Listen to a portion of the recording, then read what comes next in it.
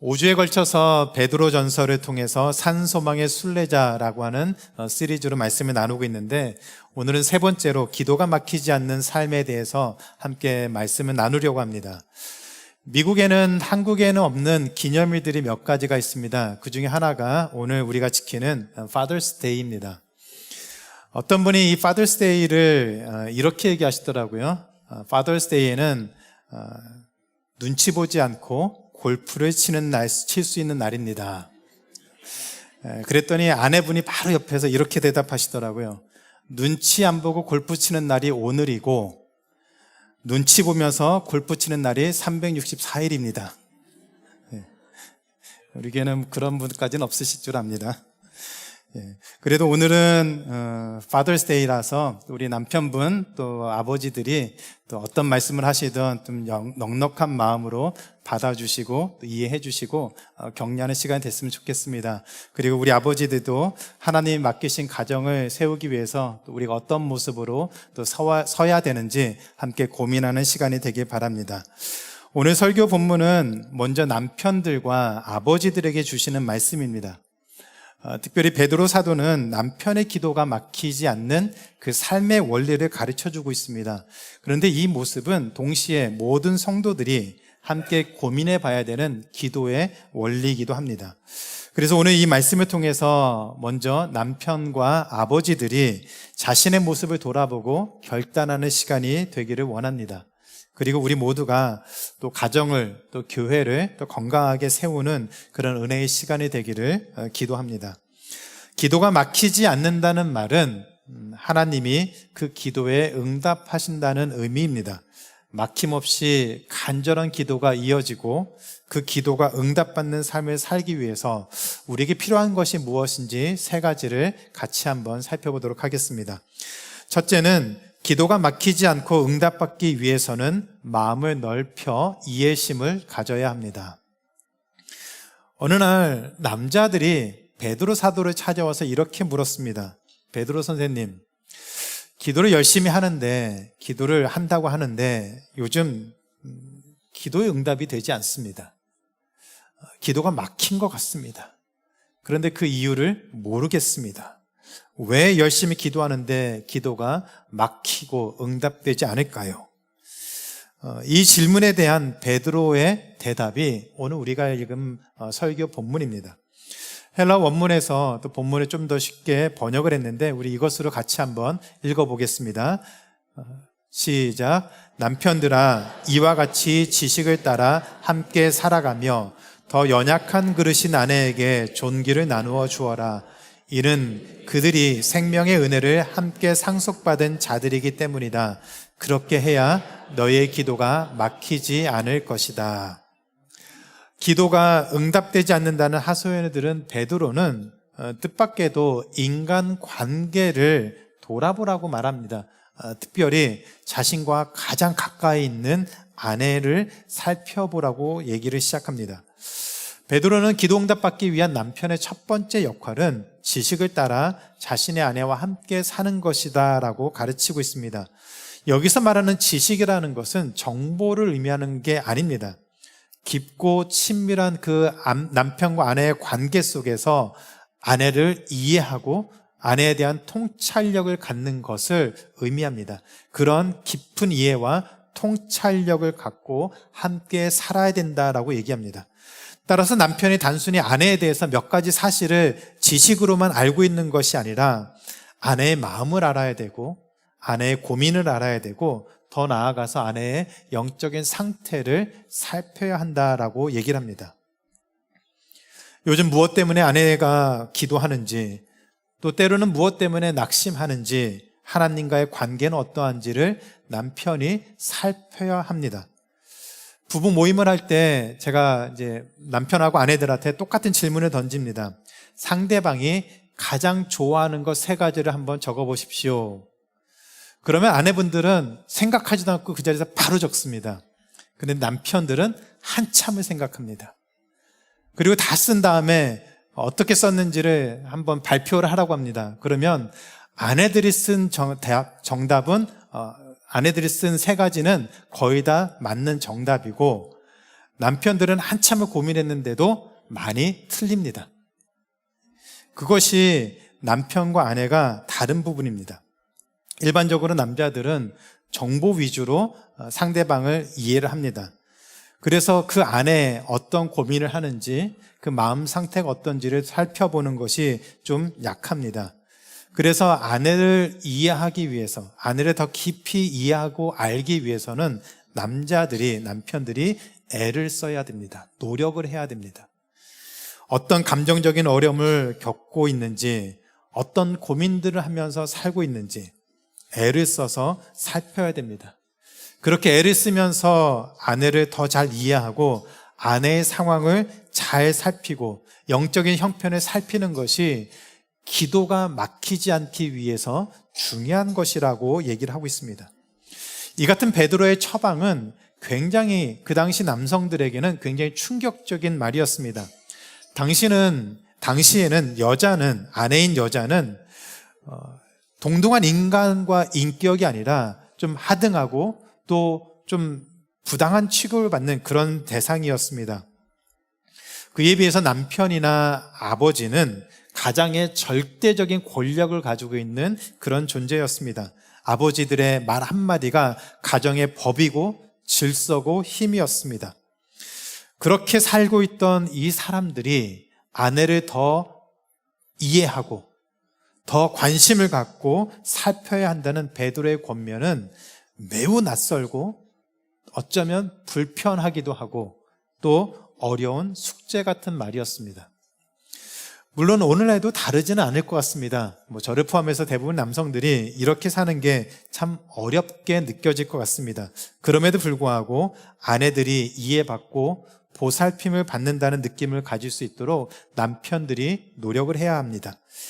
이렇게 아내의 감정과 고민과 상황들을 더 잘 이해하기 위해서 마음을 쏟다 보면은 나타나는 변화가 있는데 남편의 기도가 바뀝니다. 아내를 향해서 가정을 향한 남편의 기도가 변화가 됩니다. 그리고 하나님은 그 기도에 응답하신다라고 말씀하고 있습니다. 아내가 어쩌면 무엇을 좋아하는지조차 모른다면, 지금 어떤 영적인 갈급함을 갖고 있는지 모른다면 주저하지 마시고 부끄러워하지 마시고 한번 물어보세요. 어떤 것 때문에 고민하는지, 어떻게 살고 싶은지, 앞으로 어떤 인생을 살고 싶은지, 앞으로 어떤 계획이 있는지, 어떤 것으로 씨름하고 있는지, 왜 슬퍼하는지, 왜 화가 나는지 물어보시기 바랍니다. 요즘 하나님께 어떤 기도를 하고 있는지 관심 갖고 물어보시기 바랍니다. 함께 가정을 일구는 아내를 이해하고 더 관심을 가져야 됩니다. 그렇게 아내를 이해하면서 함께 살아가는 아버지와 남편의 기도를 하나님이 들으실 줄로 믿습니다.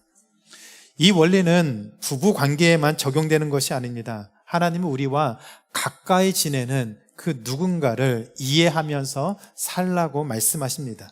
내 주변에 있는 이웃이나 함께 신앙생활하는 가까이 있는 성도들을 내 기준으로 판단하지 말고, 왜 그들이 고민하는지, 왜 아파하는지, 왜 눈물로 하나님 앞에 기도하는지, 하나님 앞에 어떤 마음으로 지금 살아가고 있는지를 관심 갖고 살피고 그런 사람들을 이해하고 기도하면 우리의 기도가 달라질 줄로 믿습니다. 그냥 지식으로만 기도하는 것이 아니라 그들의 마음에 품고 기도하고 하나님은 그 기도를 들으실 줄로 믿습니다.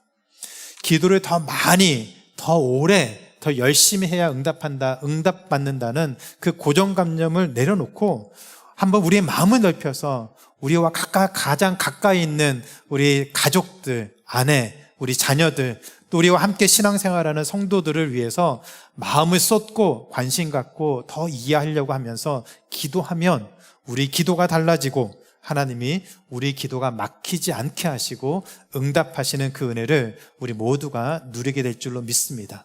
한 분도 빠짐없이 한번 그렇게 살아서 우리 가정을 살리고 교회를 살리고 공동체를 살리는 우리 모두가 되기를 주님의 이름으로 축원합니다. 두 번째로, 기도가 막히지 않고 응답받기 위해서는 연약한 사람을 존중해야 합니다. 연약한 사람을 존중해야 됩니다.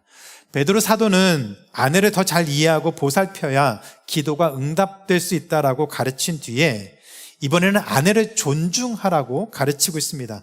아내를 존중해야 남편의 기도가 응답된다라고 가르칩니다. 본문을 우리 다시 한번 읽어보겠습니다. 남편들아, 이와 같이 지식을 따라 함께 살아가며 더 연약한 그릇인 아내에게 존귀를 나누어 주어라. 이는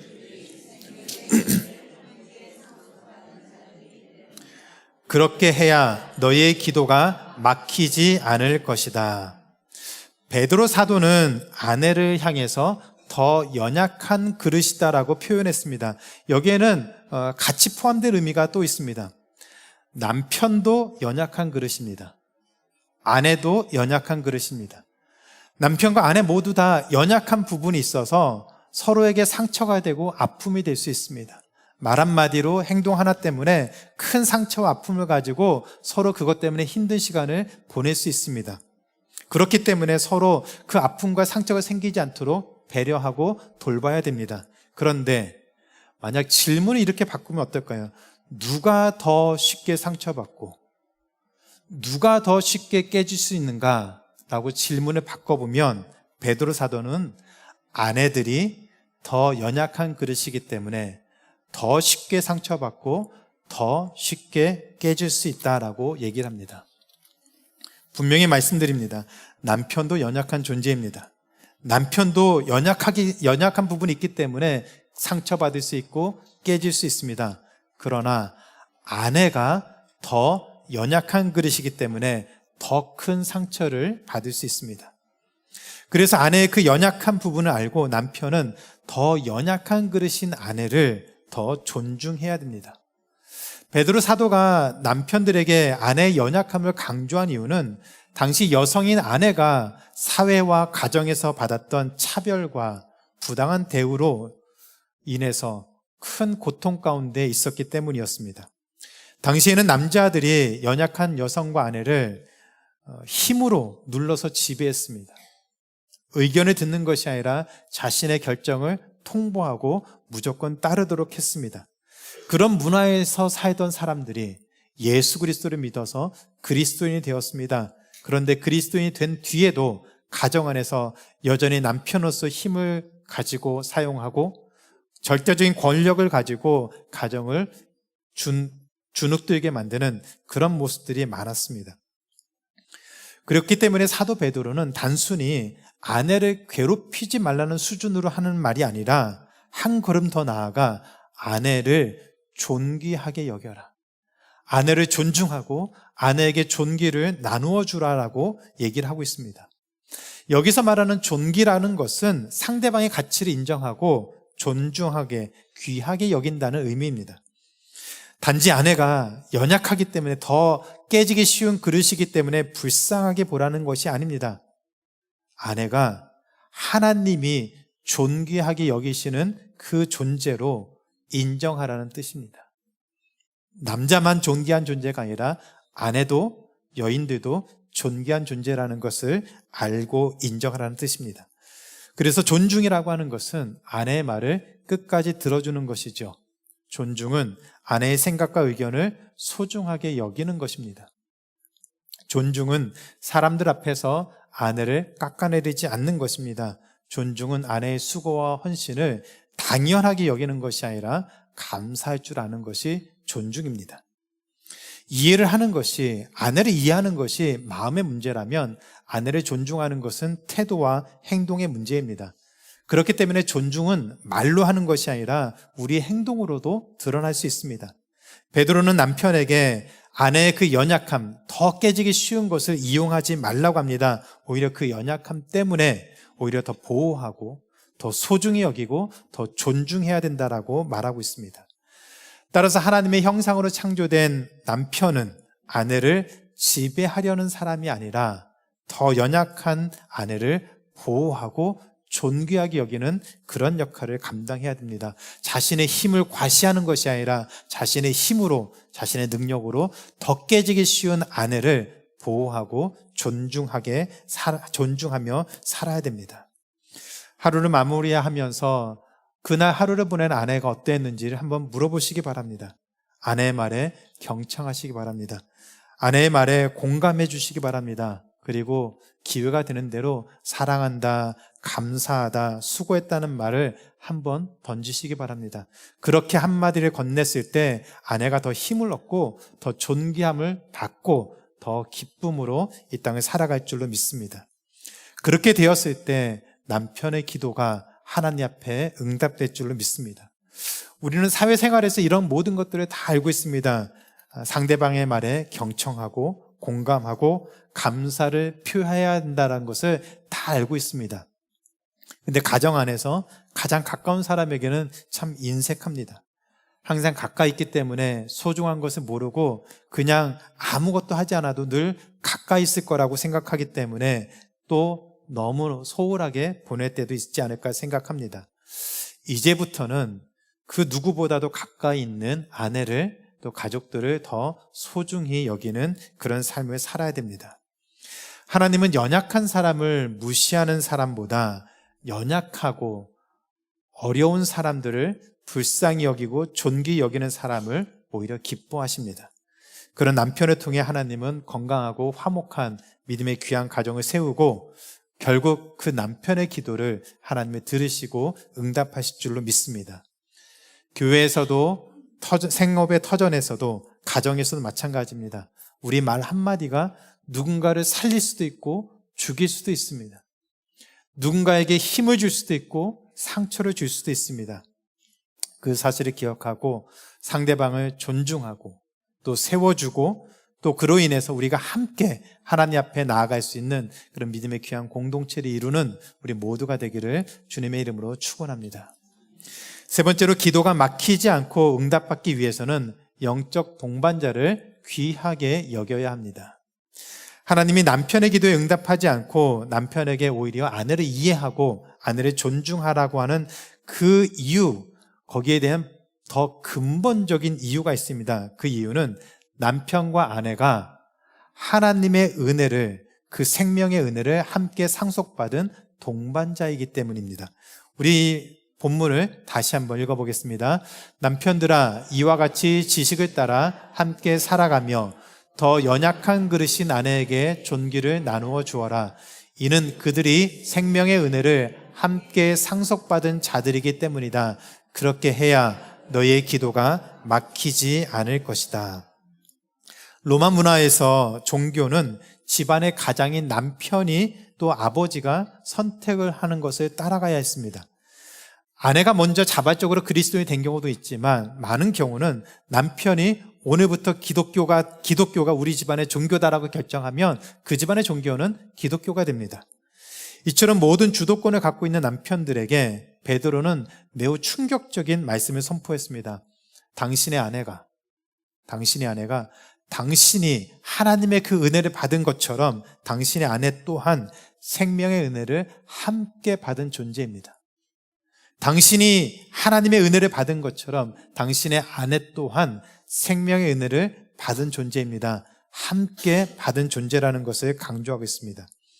하나님은 남편만 자녀로 삼으신 것이 아닙니다. 아내도 동일하게 하나님의 자녀로 삼으셨다는 것을 기억해야 됩니다. 남편의 기도만 들으시는 분이 아니라 아내의 기도도 들으시는 분이라는 것을 기억해야 됩니다. 그래서 베드로는 남편에게 아내를 하나님 나라의 유업을 함께 짊어지고 가는 동역자, 공동 상속자로 인정하면서 살아야 할 것을 강조하고 있습니다. 하나님의 은혜를 함께 상속받았다는 말은 남편과 아내가 하나님 앞에서 동등한 자녀이며 동등한 은혜를 누리고 있다는 것을 서로 인정하고 서로 그것을 고백하라는 얘기입니다.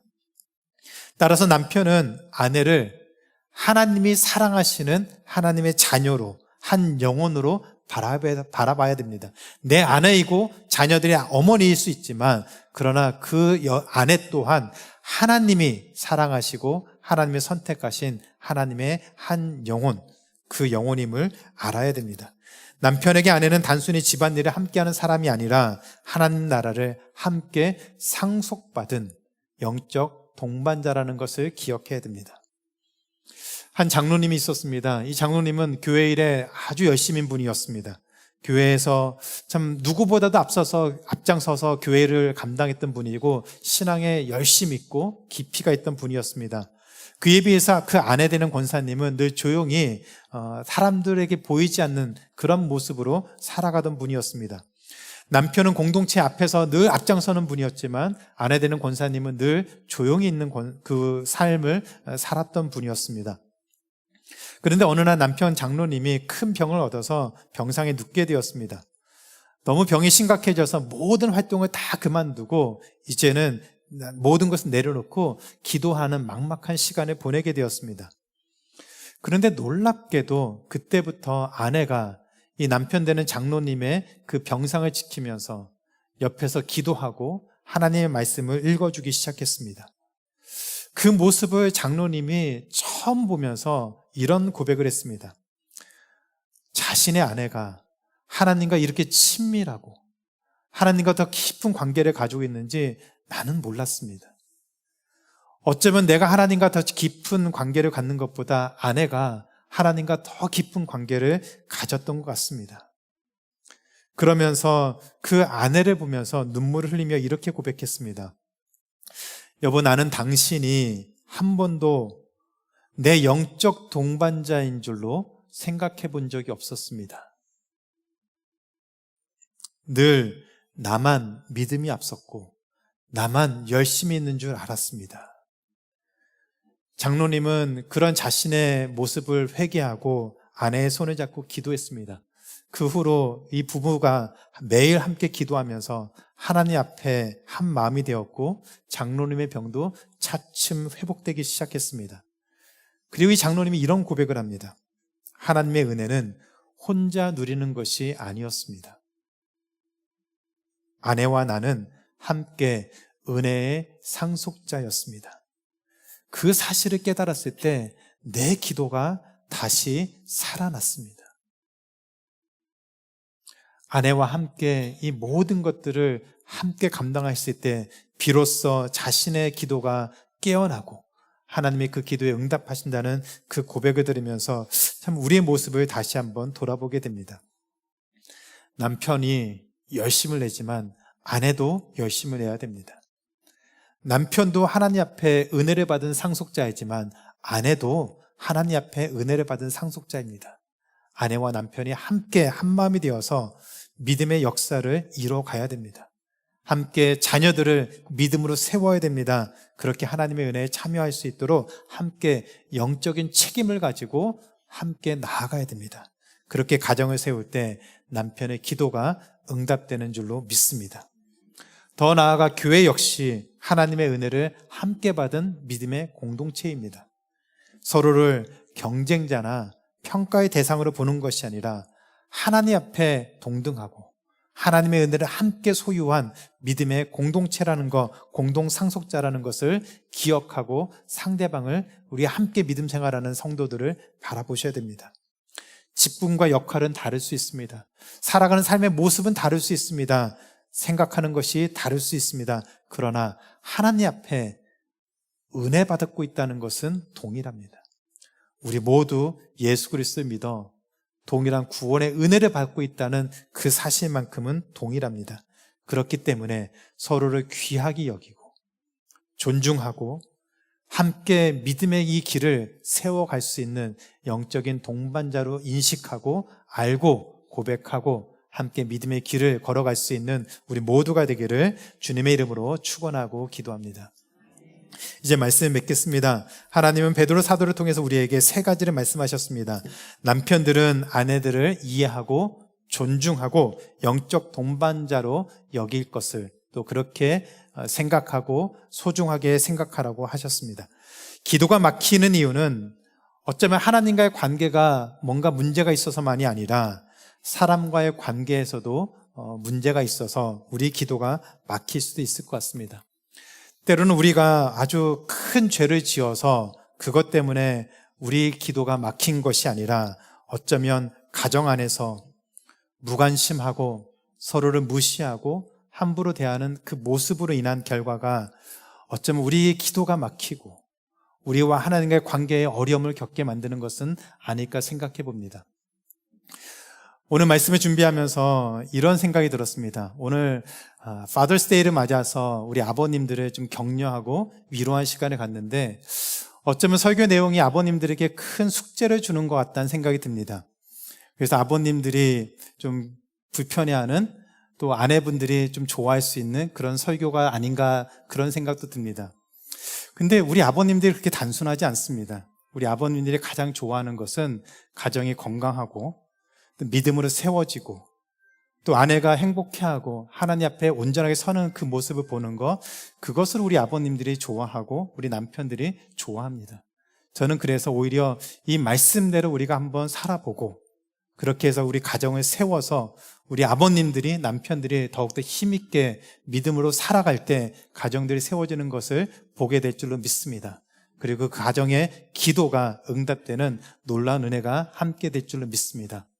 혹시 남편이 또 자리가 없거나 하는 가정에는 이것을 기억하시기 바랍니다. 신랑 되신 우리 예수님이 그 가정의 모든 형편을 아시고 또 아내를, 또 우리 자녀들을 존귀하게 여기고 이해하고 또 하나님의 그 은혜를 함께 받은 상속자라는 것을 인정해 주시는 그 신랑 되신 예수님이 있다는 것을 기억하시고 우리 한마음으로 하나님 앞에 나아가는 그런 믿음의 귀한 가정들이 되기를 주님의 이름으로 축원합니다.